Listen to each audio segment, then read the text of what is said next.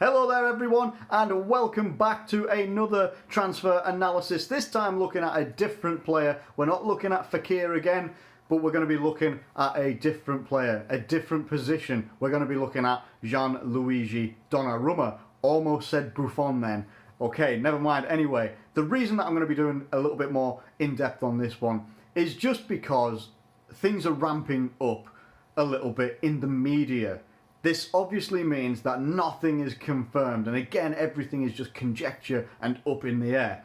Bleacher Report, from another source called, I think, C Sport or something like that, is stating that Liverpool are trying to take advantage of AC Milan's financial troubles or something like that, which I thought only a couple of years ago AC Milan got taken over by someone who was quite in a similar situation to like Everton, was able to pump some money in there, and they were going to build, and that's why they brought all these players in like Çalhanoğlu, etc.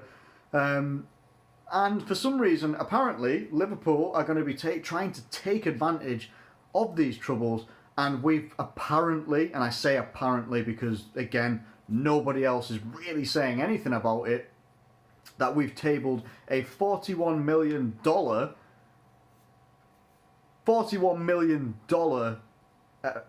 fee so far. We've put in a bid, that's what the word I'm looking for. We've put in a bid of 41 million. Nobody's confirmed this, nobody's denied it as of yet, as far as I'm aware anyway, right now.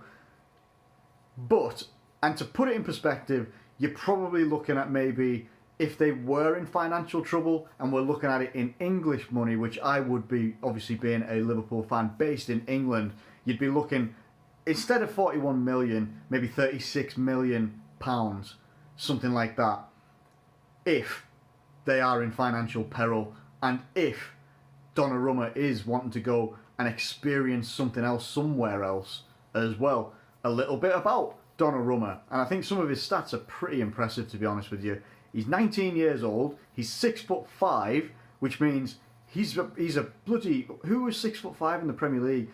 Van der Sar, I think, was 6'5" in the Premier League for Man United. Now, I'm not saying that height has everything to do with it, but it gives you that little bit extra.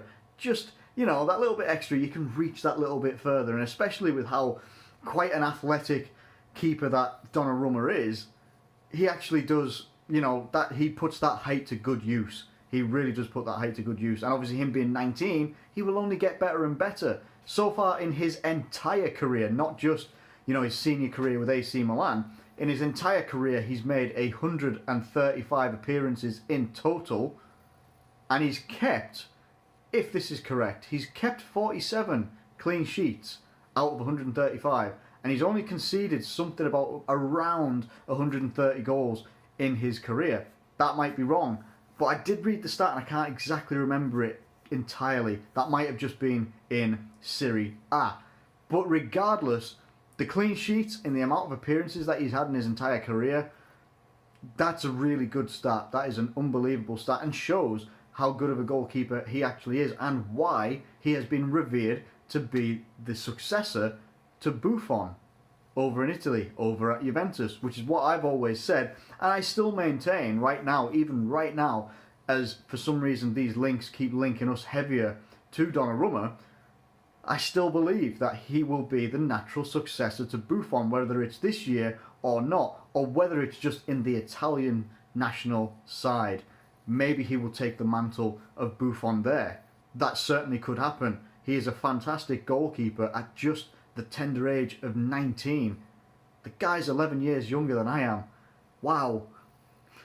Anyway, he's also about nearly, what would you say? He's just about nearly a foot higher than I am. I'm 5'8", he's 6'5". That man must be an absolute giant. He'd have to duck to get under my door. Anyway, he sounds like a very, very good goalkeeper. Mainly most notably when I've seen him perform was against Arsenal in the Europa League.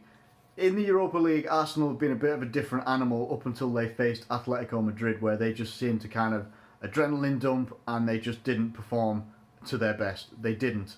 Yes, they lost an injury to Koscielny. We're not talking about that anyway. The point is, seeing him perform against Arsenal, the problem with the AC Milan team is that, yes, they've got Bonucci, in there. And Bonucci was awesome in the Juventus back line. And I think he has improved when Gattuso has taken over as manager. But that whole back line isn't the best to have in front of you.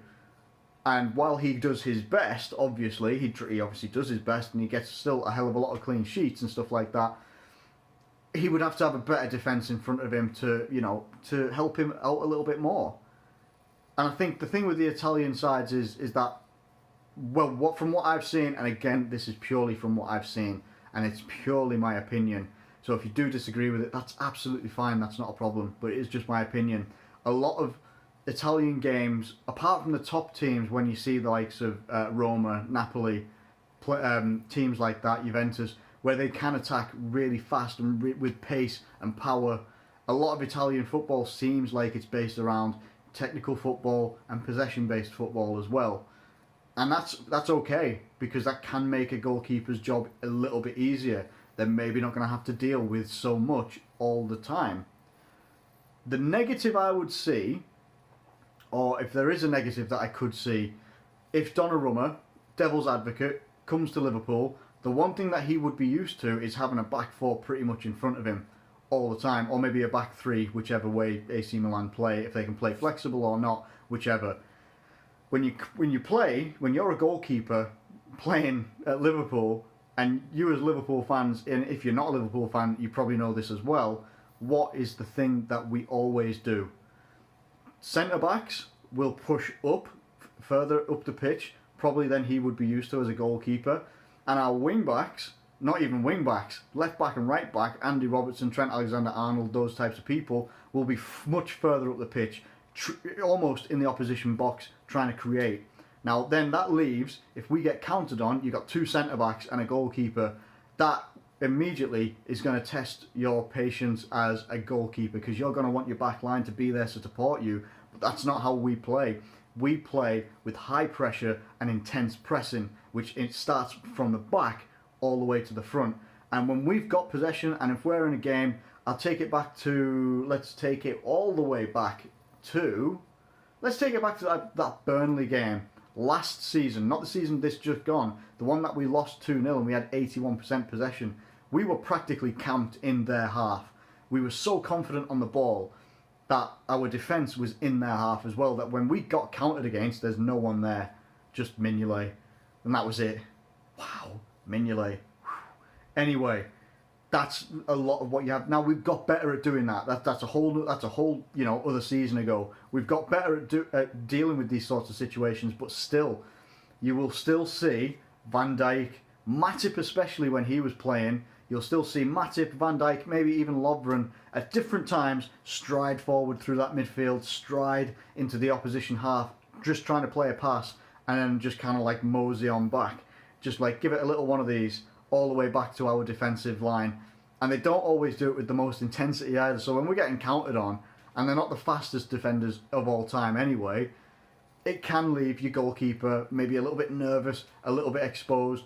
Now, what other people would probably say is that Donnarumma can probably deal with that. He's a big goalkeeper, physical presence. He's a young lad. He'll probably play with absolutely as close to no fear as possible, being so young and also being so talented as well. You also have to think, at the age of 19, to clock in 135 appearances at that age, that man has scope for a very, very long career with so many appearances as well.